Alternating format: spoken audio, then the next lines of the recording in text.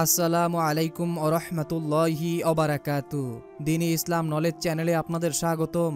আজ আমি আপনাদের সঙ্গে আলোচনা করব, আজ রবিবার দিনে অথবা রাতে যদি আপনারা এই দোয়াটি অথবা এই আমলটি একবার করতে পারেন, তাহলে আপনার জীবনের ৮০-৯০ বছরের গুনাহ আল্লাহ তাআলা নিমিষেই মাফ করে দিবেন এবং যে দোয়া বা যে আমল করলে তাহাজ্জুদ নামাজ পড়ার সওয়াব পেয়ে যাবেন, আপনারা ৫,০০০ রাকাত তাহাজ্জুদ নামাজ পড়ে যে পরিমাণ সওয়াব পাবেন, এই আমলটি করলে সেই সমপরিমাণ সওয়াব পেয়ে যাবেন।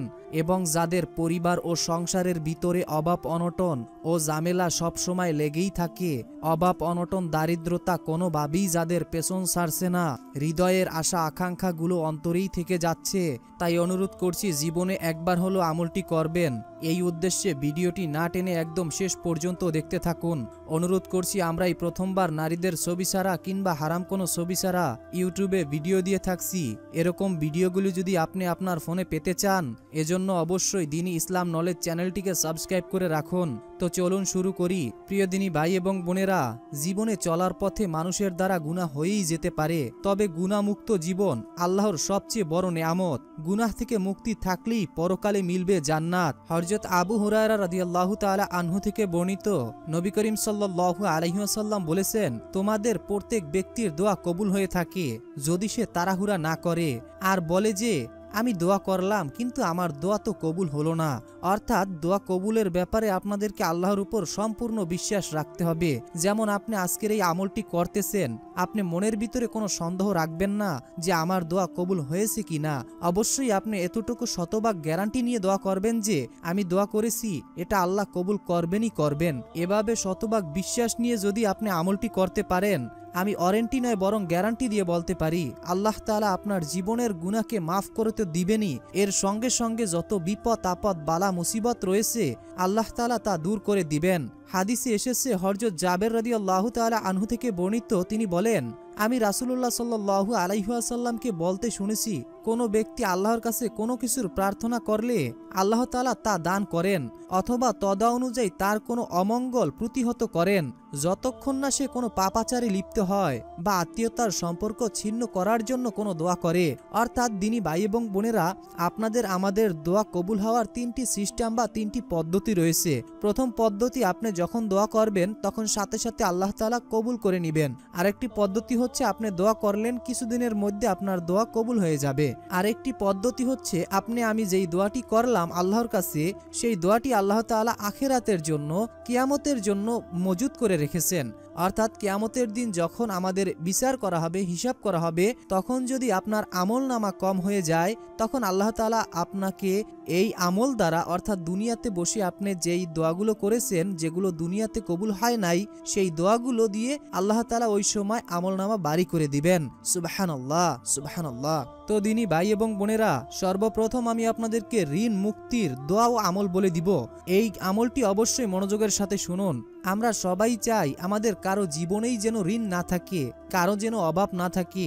এক লোক ঋণ পরিশোধের জন্য ইসলামের চতুর্থ খলিফা হযরত আলী রাদিয়াল্লাহু তাআলা আনহুর কাছে কিছু সাহায্য চাইলেন। আলী রাদিয়াল্লাহু তাআলা আনহু তাকে বললেন, রাসূল সাল্লাল্লাহু আলাইহি ওয়াসাল্লাম আমাকে কয়টি বাক্য শিখিয়ে দিয়েছেন, আমি কি তোমাকে সেটা শিখিয়ে দেব? সেটা পড়লে আল্লাহ তোমার ঋণের দায়িত্ব নেবেন। অর্থাৎ এখানে আল্লাহ তাআলা নিজেই দায়িত্ব নিবেন। এই হাদিসে তা প্রমাণিত। তোমার ঋণ যদি পাহাড় পরিমাণ হয়, তাহলে আল্লাহ তাআলা তা তোমার পক্ষ থেকে আদায় করে দেবেন। এরপর আলী রাদিয়াল্লাহু তাআলা আনহু ওই ব্যক্তিকে এই কথাগুলো শিখিয়ে দিলেন। দোয়াগুলো আমি আপনাদেরকে বলে দিচ্ছি, মনোযোগের সাথে শুনুন। এরপরে নিয়মটিও বলে দেব, নিয়মটি জেনে আমলটি করবেন। আল্লাহুম্মা গফিরনি বিহালালিকা আন হারামিকা ওয়াগনিনি বিফাদলিকা আম্মান সিওয়াকা। অর্থ, হে আল্লাহ, হারামের পরিবর্তে তোমার হালাল রুজি আমার জন্য যথেষ্ট করো, আর তোমাকে ছাড়া আমার কারো মুখাপেক্ষী করো না, এবং তোমার অনুগ্রহ দিয়ে আমাকে সচ্ছলতা দান করো। তিরমিজি শরীফের হাদিস। দ্বীনি ভাই এবং বোনেরা, আমি এখন আপনাদেরকে কয়েকটি আমলের কথা বলে দিব, যে আমলগুলো করলে সর্বদা আপনাদের রিজিকের অভাব অনটন থাকবে না, আল্লাহর রহমত আপনাদের ঘরের উপরে নাজিল হবে, আপনার উপর আল্লাহ তাআলা খুশি হয়ে আল্লাহর রহমত নাজিল করবেন। হযরত ইবনে আব্বাস রাদিয়াল্লাহু তাআলা আনহু থেকে বর্ণিত, তিনি বর্ণনা করেন, যারা বেশি বেশি তওবা ইস্তেগফার করে, তাদের সামনে যত কষ্টই হোক, যত অভাব অনটনই থাকুক না কেন, মহান আল্লাহ তাআলা তা সমাধান করে দেন। সুতরাং বেশি বেশি তওবা ও ইস্তেগফার করা মুমিন ব্যক্তির অন্যতম একটি গুণ। তাই আপনারা যদি সর্বদা আল্লাহ তাআলার এই ইস্তেগফারের সঙ্গে লেগে থাকেন, আমি আশা করি আপনাদের জীবনের সমস্ত সংকট কেটে যাবে। আস্তাগফিরুল্লাহটি হচ্ছে আস্তাগফিরুল্লাহ আস্তাগফিরুল্লাহ, যার অর্থই হচ্ছে আমি আল্লাহর ক্ষমা প্রার্থনা করছি, আমি আল্লাহর ক্ষমা প্রার্থনা করছি। আরেকটি ইস্তেগফার হচ্ছে আস্তাগফিরুল্লাহ ওয়া আতুবু ইলাইহি, আমি আল্লাহর ক্ষমা প্রার্থনা করছি এবং তার দিকেই ফিরে আসছি। সুবহানাল্লাহ। তো দিনী ভাই এবং বোনেরা, আরও কিছু দোয়া রয়েছে। সেই দোয়াগুলো জানার আগে আমরা পবিত্র কোরআনের একটি সূরা শুনব।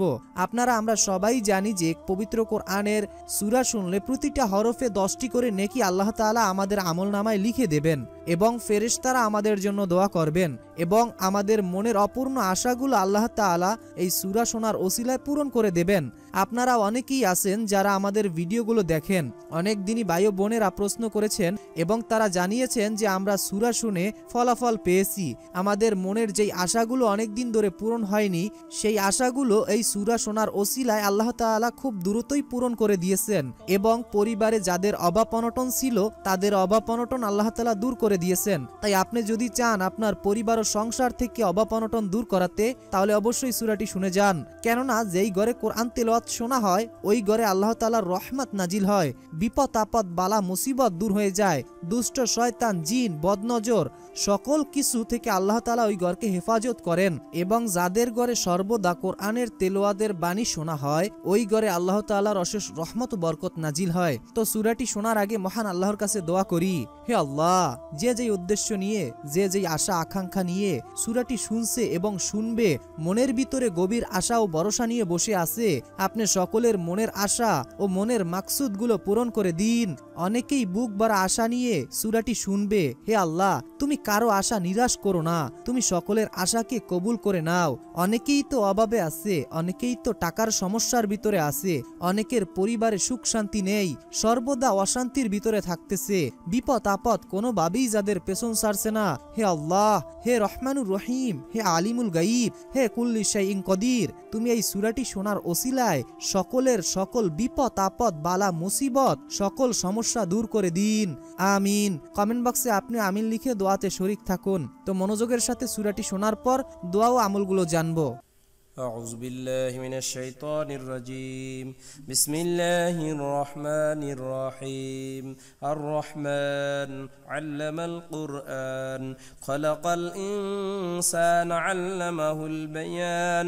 الشمس والقمر بحسبان والنجم والشجر يسجدان والسماء رفعها ووضع الميزان ألا تطغوا في الميزان وأقيموا الوزن بالقسط ولا تخسروا الميزان والأرض وضعها للأنام فيها فاكهة والنخل ذات الأكمام والحب ذو العصف والريحان فبأي آلاء ربكما تكذبان خلق الإنسان من صلصال كالفخار وخلق الجان من مارج من نار فبأي آلاء ربكما تكذبان رب المشرقين ورب المغربين فبأي آلاء ربكما تكذبان مرج البحرين يلتقيان بينهما برزخ لا يبغيان فبأي آلاء ربكما تكذبان يخرج منهما اللؤلؤ والمرجان فبأي آلاء ربكما تكذبان وله الجوار المنشآت في البحر كالأعلام فبأي آلاء ربكما تكذبان كل من عليها فان ويبقى وجه ربك ذو الجلال والإكرام فبأي آلاء ربكما تكذبان يسأله من في السماوات والأرض كل يوم هو في شان فبأي آلاء ربكما تكذبان سنفرغ لكم أيها الثقلان فبأي آلاء ربكما تكذبان يا معشر الجن والإنس إن استطعتم أن تنفذوا من أقطار السماوات والأرض فانفذوا لا تنفذون إلا بسلطان فبأي آلاء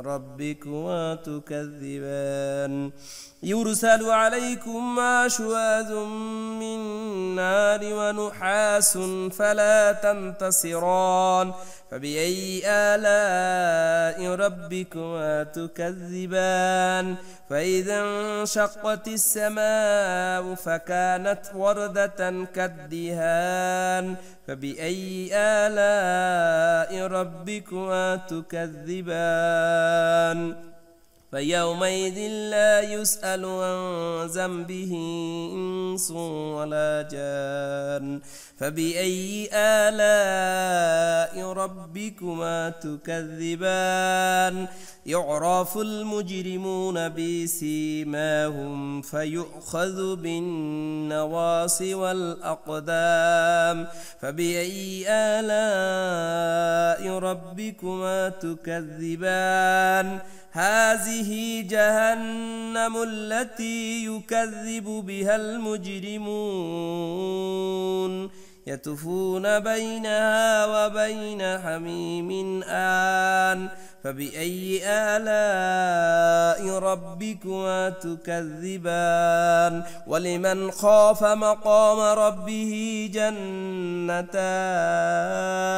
فبأي آلاء ربكما تكذبان ذواتا أفنان فبأي آلاء ربكما تكذبان فيهما عينان تجريان فبأي آلاء ربكما تكذبان فيهما من كل فاكهة زوجان فبأي آلاء ربكما تكذبان متكئين على فروش بطائنها من استبرق وجنى الجنتين دان فبأي آلاء ربكما تكذبان فيهن قاصرة الطرف لم يطمثهن إنس قبلهم ولا جان فبأي آلاء ربكما تكذبان كأنهن الياقوت والمرجان فبأي آلاء ربكما تكذبان هل جزاء الإحسان إلا الإحسان فبأي آلاء ربكما تكذبان ومن دونهما جنتان فبأي آلاء ربكما تكذبان مدهامتان فبأي آلاء ربكما تكذبان فيهما عينان نضاختان فبأي آلاء ربكما تكذبان فيهما فاكهة والنخل والرمان فبأي آلاء ربكما تكذبان فيهن خيرات حسان فبأي آلاء ربكما تكذبان حور مقصورات خيرات في الخيام فبأي آلاء ربكما تكذبان لم يطمثهن إنس قبلهم ولا جان فبأي آلاء ربكما تكذبان متكئين على رفرف خضر وأبقار حسان فبأي آلاء ربكما تكذبان تبارك اسم ربك ذي الجلال والإكرام يسبح لله ما في السماوات وما في الأرض الملك القدوس العزيز الحكيم هو الذي بعث في الأميين رسولا منهم يتلو عليهم آياته ويزكيهم ويعلمهم الكتاب والحكمة وإن كانوا من قبل لفي ضلال مبين وآخرين منهم لما يلحقوا بهم وهو العزيز الحكيم ذلك فضل الله يؤتيه من يشاء والله ذو الفضل العظيم مثل الذين حملوا التوراة ثم لم يحملوها كمثل الحمار يحمل أسفارا بئس مثل القوم الذين كذبوا بآيات الله والله لا يهدي القوم الظالمين قل يا أيها الذين هادوا إن زعمتم أنكم أولياء لله من دون الناس فتمنوا الموت إن كنتم صادقين ولن يتمنونه أبدا بما قدمت أيديهم والله عليم بالظالمين قل إن الموت الذي تفرون منه فإنه ملاقيكم ثم تردون إلى عالم الغيب والشهادة فينبئكم بما كنتم تعملون يا أيها الذين آمنوا إذا نودي للصلاة من يوم الجمعة فاسعوا إلى ذكر الله وذروا البيع ذلكم خير لكم إن كنتم تعلمون فإذا قضيت الصلاة فانتشروا في الأرض وابتغوا من فضل الله واذكروا الله كثيرا لعلكم تفلحون وإذا رأوا تجارة أو لهوا انفضوا إليها وتركوك قائمة قل ما عند الله خير من اللهو ومن التجارة والله خير الرازقين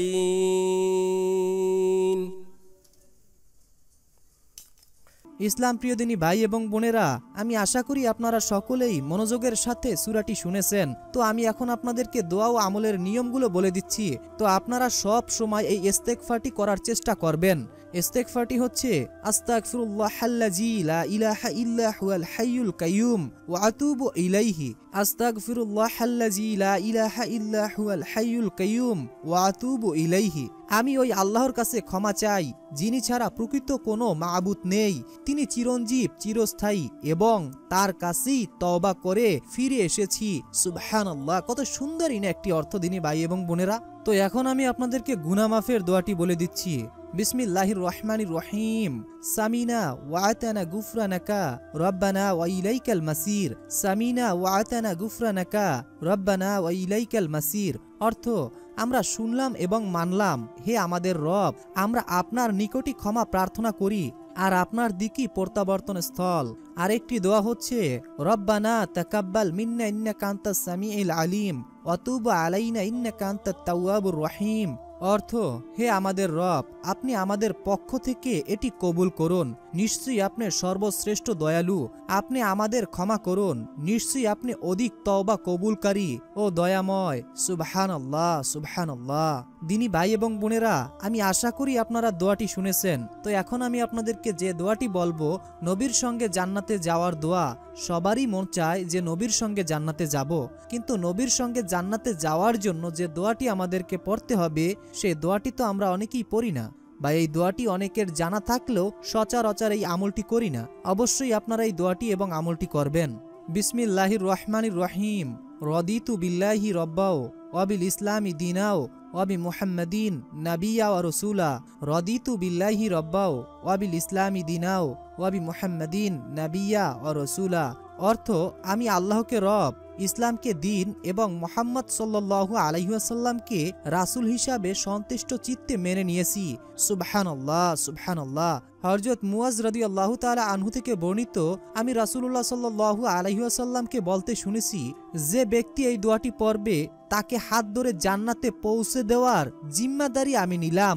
অর্থাৎ নবীজি নিজেই বলেছেন যে যে ব্যক্তি এই দোয়াটি পড়বে তার হাত ধরে জান্নাতে নেওয়ার জিম্মাদারি আমি নবী নিলাম। তাহলে আপনারা এই দোয়াটির আমল করবেন না কেন? দিনী ভাই এবং বোনেরা, একটাবার ভেবে দেখুন, যদি আপনি এই দোয়াটি পড়ার কারণে আল্লাহ তাআলা আপনার উপর খুশি হন, নবীজি সাল্লাল্লাহু আলাইহি ওয়াসাল্লাম আপনাকে জান্নাতে নিয়ে যাবেন, এর চাইতে সুযোগ তো আর থাকছে না। তো এখন আমলটির নিয়ম বলে দিচ্ছি।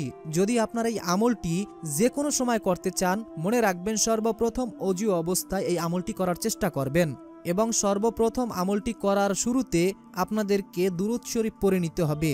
মাত্র 3 থেকে 7 বার আপনারা দুরূদ শরীফ পড়ে নেবেন। 3 বার চাইলে পড়তে পারেন দুরূদ শরীফ, অথবা 7 বার। 3 বার দুরূদ শরীফ পড়ার পর এরপরে আমি যেই দোয়াগুলো আপনাদেরকে বলে দিলাম, সকল দোয়াগুলো 3 বার করে অথবা 7 বার করে আপনারা পড়ে নেবেন। প্রতিটা দোয়া আপনারা 3 বার অথবা 7 বার করে পড়ে নেবেন। এরপরে শেষে 3 বার অথবা 7 বার দুরূদ শরীফ পড়বেন, প্রথমে যেই দুরূদ শরীফটি আপনি পড়েছেন। এরপরে আপনি আল্লাহ তাআলার কাছে আপনি মোনাজাতের মাধ্যমে আপনার মনের সকল কথা আল্লাহর কাছে প্রকাশ করবেন। আপনার যেটা প্রয়োজন আল্লাহর কাছে তুলে ধরবেন। ইনশাআল্লাহ এই দোয়ার ওসিলায়, এই আমলের ওসিলায় আপনার সকল সমস্যা ও সকল বিপদ আপদ দূর করে দিবেন মহান আল্লাহ পাক রব্বুল আলামিন নিজেই। মনের ভিতরে বিশ্বাস নিয়ে আমলটি করবেন। তো এই ছিল আমাদের আজকের ভিডিও। আসসালামু আলাইকুম ওয়া রাহমাতুল্লাহি ওয়া বারাকাতুহু।